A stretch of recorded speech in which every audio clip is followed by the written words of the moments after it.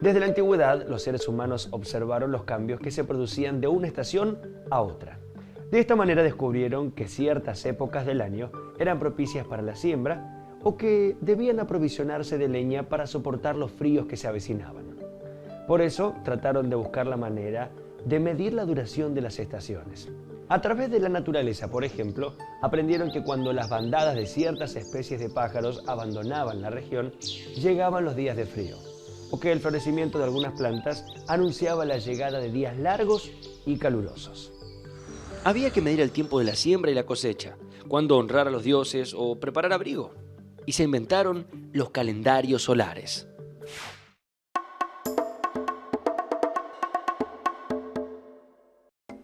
Desde la antigüedad, las diferentes culturas usaron el ciclo del sol en el cielo y las estaciones para medir el tiempo. Los calendarios solares se usaron con fines económicos y también culturales. El calendario más antiguo que se conoce es el chino. Lo inventaron hace más de 4.600 años, en el 2637 a.C. Los babilonios, los antiguos egipcios y también los mayas y aztecas desarrollaron calendarios notables por su gran precisión. Para los egipcios, cuya economía dependía de la agricultura, tener un calendario les permitió predecir en qué momento se producirían las crecidas del río Nilo que regaban sus campos. Los calendarios son muy útiles.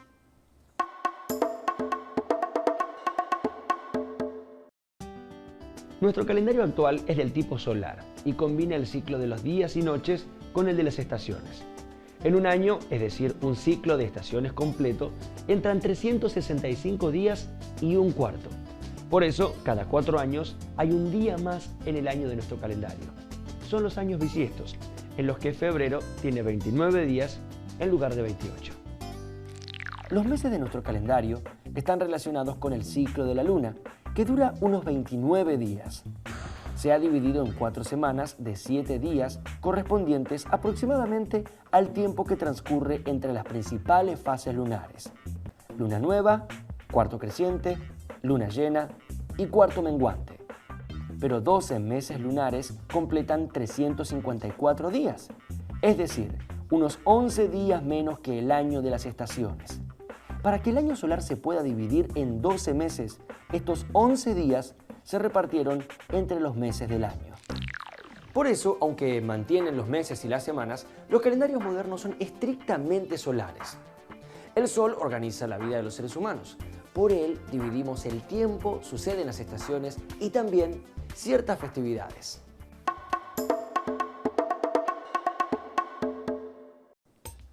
Muchas costumbres y festividades se relacionan con la llegada de las estaciones. Por ejemplo, cada 24 de junio, con la llegada del verano en el hemisferio norte, los árabes tienen la fiesta de la Ansara, equivalente a la fiesta de San Juan, de los pueblos cristianos. En la antigua Roma, hace unos 2500 años, comenzó a celebrarse el carnaval. Para ellos era la llegada de la primavera y de Baco. El dios Baco representaba la vegetación, los excesos y la sexualidad. Se lo representaba llegando del mar montado en un suntuoso carro que asemejaba un barco. Por eso se llamaba a esta fiesta Carrus Navalis, que con los años se convirtió en la palabra carnaval, y que todavía celebramos, aunque para nosotros no coincide con la primavera, ni creemos en el dios Baco. Muchas de las celebraciones de las culturas americanas estaban relacionadas con las estaciones. Por ejemplo, el día del equinoccio de septiembre, cuando empieza la primavera, los pueblos incaicos celebraban la festividad del Kuya Raimi. Agradecían a la tierra y a la mujer porque ella entrega la vida al universo. Los conquistadores cristianos superpusieron esta celebración a la fiesta de la Virgen María. Las fiestas cambian, las estaciones rotan, los días suceden a las noches y el sol siempre está. La Tierra está en continuo movimiento. Gira sobre su eje en un ciclo que se completa y se repite una y otra vez cada 24 horas. Por eso se suceden el día y la noche. Si desde un lugar de la superficie terrestre observamos atentamente durante varias horas cómo cambia la posición del Sol y las estrellas en el cielo, podemos percibir el movimiento de rotación terrestre porque vemos al Sol y a las estrellas girar alrededor de nosotros. Como cuando estamos en una calecita en movimiento y el paisaje a nuestro alrededor gira. O por lo menos, eso es lo que parece.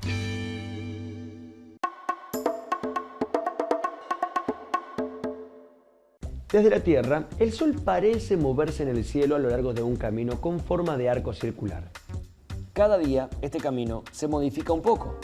En ciertas épocas del año se hace cada día más largo y alto, mientras que en otras épocas es bajo y corto, y un día vuelve a empezar. Este movimiento del Sol es el que provoca las estaciones. Pero, ¿cuánto tarda el Sol en trazar el mismo camino en el cielo? Para saberlo, tenemos que ponernos a contar. La respuesta solo la podemos tener observando, registrando el camino del Sol todos los días hasta ver que coincide con el anterior. Hay que ser paciente, porque hasta que esto suceda, van a pasar 365 días, 5 horas y 57 minutos, la duración del ciclo de las estaciones, es decir, un año. Pero la sucesión de los días y las noches no es el único fenómeno cíclico que percibimos desde la superficie terrestre. Desde aquí, el hemisferio sur donde habitamos, vemos repetirse ciertos cambios relacionados con el tiempo climático. Otoño, invierno, primavera y verano llegan y se van, una después de la otra en un sinfín. Ni el frío ni el calor son para siempre y cambian según la posición del Sol.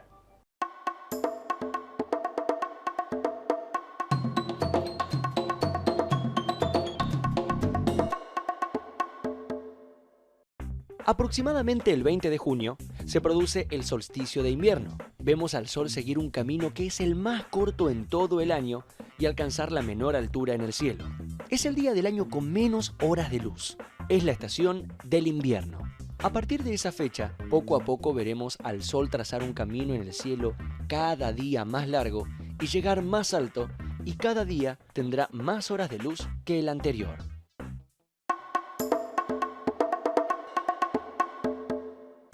El 23 de septiembre se produce el equinoccio de primavera. Significa que ese día el Sol se asoma exactamente por el este y se pone por el oeste, con 12 horas exactas de luz y otras 12 de oscuridad.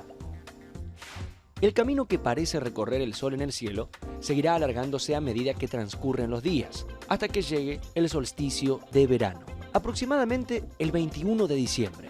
Ese día, el Sol llega a la máxima altura en el cielo y es el día con la noche más corta del año, cuando comienza el verano. A partir de esa fecha, el camino del Sol en el cielo cambia en un proceso inverso. Se acorta a medida que pasan los días. Aproximadamente el 23 de marzo, el día vuelve a durar exactamente lo mismo que la noche. Es el equinoccio de otoño. La cantidad de horas de luz de los días sigue reduciéndose hasta el próximo 20 de junio, en que comienza un nuevo invierno y el ciclo vuelve a repetirse. Esto es así para quienes vivimos en el hemisferio sur del planeta.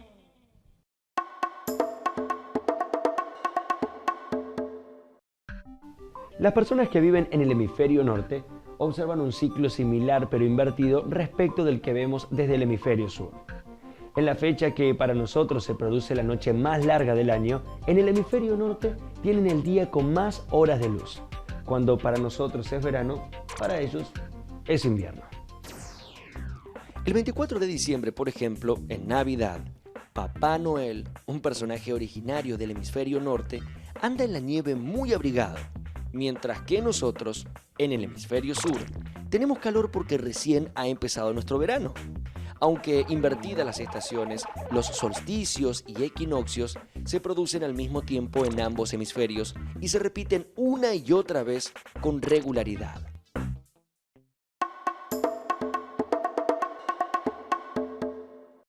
Para comprender por qué se producen las estaciones del año en algunas regiones de la Tierra, es necesario analizar cómo llega la radiación solar a los diferentes lugares de la Tierra. En su movimiento alrededor del Sol, nuestro planeta sigue una trayectoria plana con forma de elipse.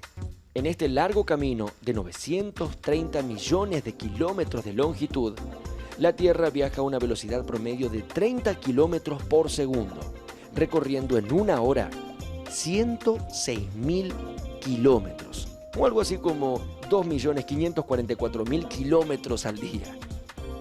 El Sol se encuentra en uno de los focos de la elipse. Como la órbita de la Tierra alrededor del Sol no es circular, sino levemente elíptica, la distancia entre la Tierra y el Sol cambia un poco a lo largo del año. En nuestro hemisferio, a fines de diciembre, la Tierra alcanza su máxima proximidad al Sol y a fines de junio llega a su máxima lejanía. Pero las estaciones no son consecuencia de las diferencias que existen en la distancia que separa la Tierra del Sol en distintas épocas del año. Si esto fuera así, y por ejemplo el invierno se produjera porque la Tierra está más alejada del Sol, debería ser invierno en todo el planeta al mismo tiempo. Y esto no es así. Cuando es verano en el hemisferio sur del planeta, es invierno en el hemisferio norte. Las estaciones no suceden por el pequeño cambio de la distancia del Sol de la Tierra, sino por el cambio en la inclinación con que los rayos solares llegan a un punto de la superficie terrestre.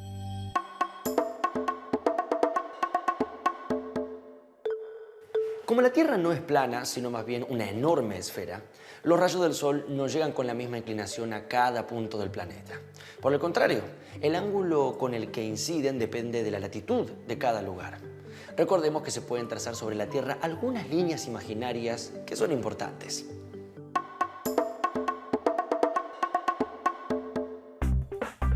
Se puede imaginar un plano perpendicular al eje que divide a la Tierra en dos mitades iguales. Se llama plano del ecuador. Los puntos donde este plano corta a la superficie terrestre forman una circunferencia que se llama línea del ecuador. Cada una de las mitades de la Tierra limitadas por el ecuador se llaman hemisferios. El hemisferio norte, donde está el polo norte, y el hemisferio sur, al que pertenece el polo sur.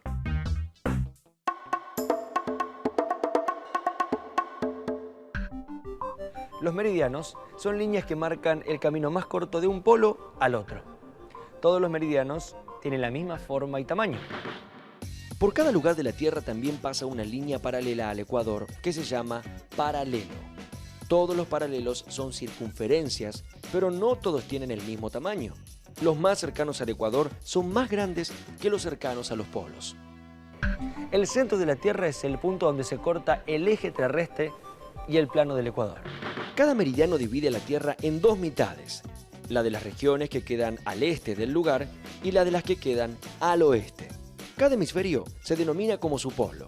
Los paralelos no se cortan entre sí y cortan a todos los meridianos.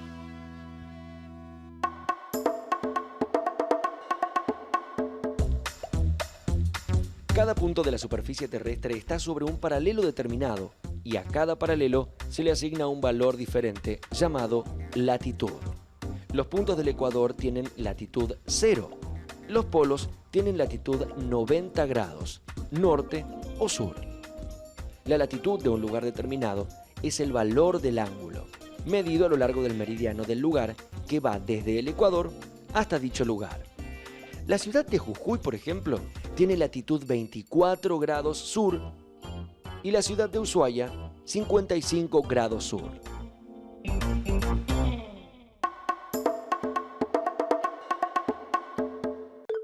La latitud de una región determina cuánta luz y calor solar recibe. Cuanto menor es la latitud de un lugar, o sea, más cercano al ecuador, más cálido resulta su clima. La cantidad de energía que recibe el suelo de un lugar depende de la inclinación con la que llegan a él los rayos solares. Si lo hacen desde arriba, perpendiculares al suelo, llegan más concentrados que si llegan inclinados. Por eso, las regiones de la Tierra cercanas a los polos reciben menos luz y calor del Sol que las regiones ecuatoriales. Por este motivo, hace frío en los polos y calor en el ecuador.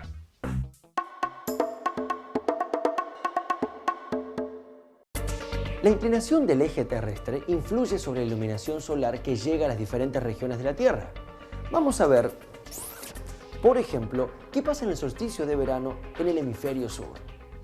Ese día, el 21 de diciembre, el eje de la Tierra está completamente inclinado hacia el Sol y existe una zona de la Tierra a la cual los rayos del Sol llegan las 24 horas del día.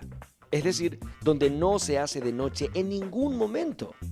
Esta zona es la que se encuentra entre el Polo Sur y un paralelo que se denomina Círculo Polar Antártico. Simultáneamente en el Polo Norte sucede todo lo contrario. El sol no asoma sobre el horizonte. Ese día los rayos del sol llegan en dirección vertical al suelo de los lugares ubicados en los puntos que están sobre un paralelo terrestre llamado Trópico de Capricornio. Esta misma situación ocurre en el hemisferio norte 6 meses más tarde, el 21 de junio, cuando es el solsticio de verano en el hemisferio norte y el solsticio de invierno en el hemisferio sur. En esa fecha, los rayos solares llegan verticalmente a los puntos pertenecientes a otro paralelo, llamado Trópico de Cáncer, ubicado en el hemisferio norte del planeta Tierra.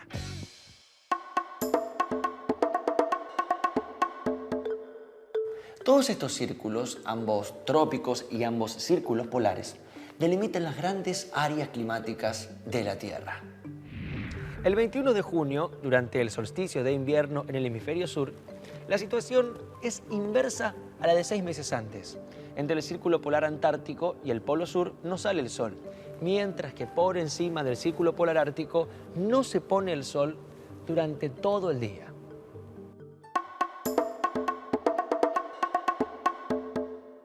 La zona tropical es la franja comprendida entre los trópicos de Cáncer y Capricornio con el ecuador en el medio. Esta zona es la que recibe la mayor cantidad de luz y calor solar de manera prácticamente constante a lo largo de todo el año. Por eso, allí el clima es caluroso y húmedo y permite el crecimiento de abundantes selvas y bosques.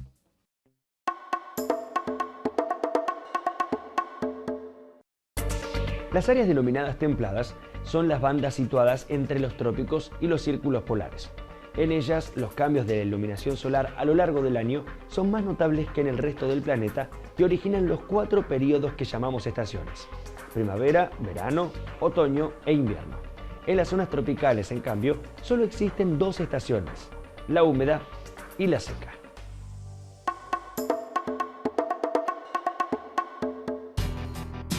En invierno, en el polo, la temperatura promedio es de 30 grados centígrados bajo cero.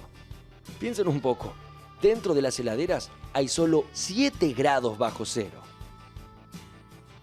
En verano apenas llega a los 0 grados. Pero ustedes se preguntarán, ¿por qué tanto frío? Bueno, porque al suelo de estas regiones los rayos del sol llegan siempre muy oblicuos. Los rayos solares atraviesan una espesa capa de atmósfera antes de alcanzar el suelo terrestre y pierden en el camino una gran parte de su energía. En un polo, durante el verano, aunque el sol permanezca casi todo el día sobre el horizonte, sus rayos llegan tan debilitados que no llegan a calentar demasiado el ambiente.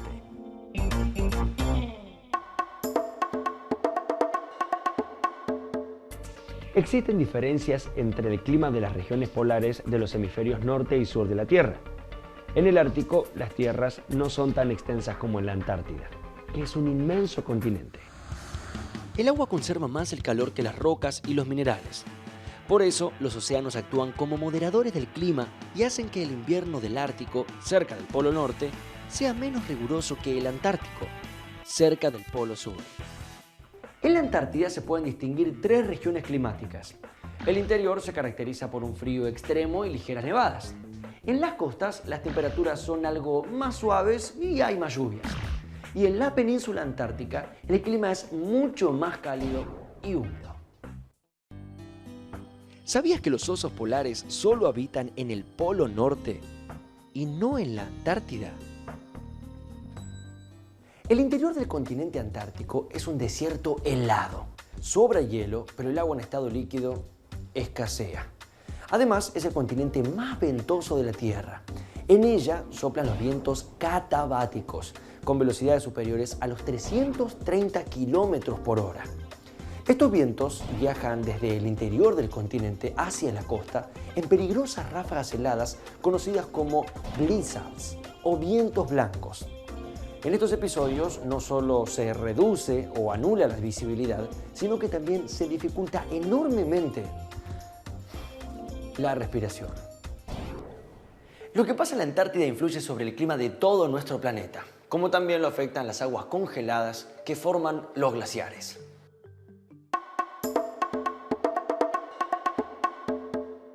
La circulación global de los vientos, la temperatura media terrestre, las corrientes oceánicas, todo esto guarda estrecha relación con este continente. En la actualidad, los glaciares cubren aproximadamente un 10% de la superficie de la Tierra. Almacenan unos 33 billones de litros de agua dulce y constituyen la mayor reserva de agua dulce del planeta. En la cordillera de la Patagonia de nuestro país está uno de los glaciares más hermosos del mundo, el Perito Moreno. Los glaciares son un espectáculo maravilloso, pero además contribuyen a regular la altura de las aguas de los océanos. El clima de la Tierra ha variado a lo largo del tiempo. No siempre fue así y volverá a cambiar. En general, el clima global de un planeta depende de la radiación solar que recibe y de qué porción de ella retiene.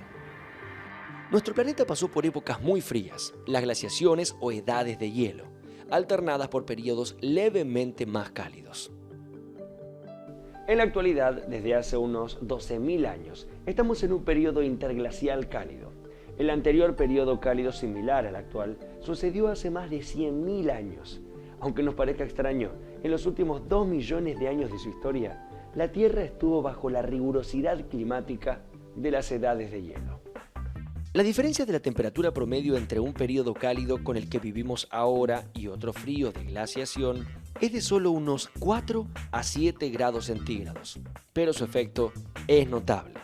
Con el leve descenso de la temperatura, los glaciares, que son gigantescos ríos de hielo que se mueven lentamente, avanzan miles de kilómetros hacia el ecuador. Estos cambios en la masa de hielo afectan al nivel del mar, que puede bajar varias decenas de metros, y a los caudales de los ríos. Y también afectan de forma importantísima a la fauna y a la flora. La mayoría de los científicos piensan que la causa de las glaciaciones puede estar relacionada con ciertos cambios que se producen en los movimientos de rotación y traslación terrestre y alteran la iluminación solar sobre la Tierra. Aunque todavía esto no fue demostrado. Cada 100.000 años, aproximadamente, la órbita terrestre cambia. Pasa de ser una circunferencia casi perfecta a una elipse más alargada. Cuando la elipse alcanza su máximo alargamiento, se intensifican las estaciones en un hemisferio y se moderan en el otro. Otro factor para el cambio es que el eje de rotación terrestre no mantiene una orientación fija, sino que se mueve como dibujando un cucurucho, y su extremo describe una circunferencia completa. Este movimiento hace que en ciclos de 25.790 años, el verano de un hemisferio se produzca en diferentes puntos de la órbita terrestre, más cerca o lejos del Sol. El cambio en el recorrido de la Tierra alrededor del Sol y en la orientación del eje terrestre podría explicar los cambios de temperatura de nuestro planeta. Eso sin contar con las manchas solares. Las manchas solares son zonas oscuras sobre la superficie del Sol. Son relativamente más frías que el resto de la superficie y sus tamaños pueden superar varias veces al de la Tierra. Los chinos las observaron hace más de 2000 años. En Europa, las primeras observaciones telescópicas de las manchas solares se realizaron alrededor del año 1610. Hoy sabemos que el número de manchas aumenta y disminuye en ciclos de aproximadamente 11 años. Cuando el número de manchas es muy grande, la superficie del Sol se vuelve muy turbulenta y aumenta la cantidad de energía que emite al espacio. A primera vista podría pensarse que estos cambios deberían influir sobre el clima global de la Tierra, pero estos ciclos son muy cortos y muy débiles como para que se note su influencia. Lamentablemente, en los últimos siglos, algunas de las actividades humanas han contribuido a alterar el clima de nuestro planeta. ¿Sabías que la quema de combustibles y la eliminación de extensas regiones boscosas liberan a la atmósfera de gran cantidad de gases llamados de invernadero que retienen el calor?